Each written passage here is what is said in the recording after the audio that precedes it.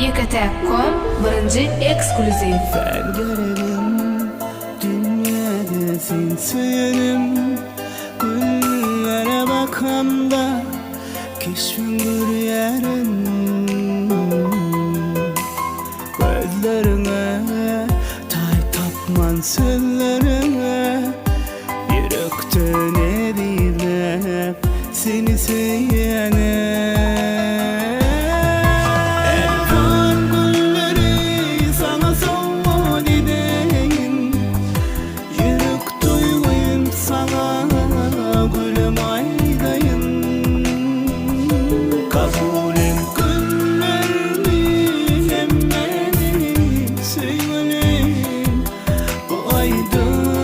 Bahşedeyim sevgilim dine sana.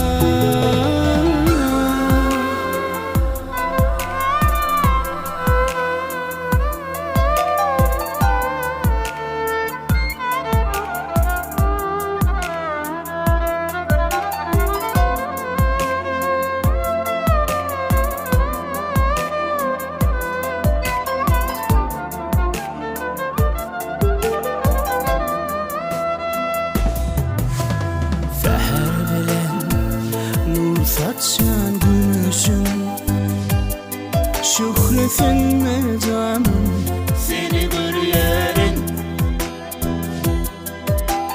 Her yere bakanda senin nuranı keşfin, güdüğümde canlanıyor sevgilim.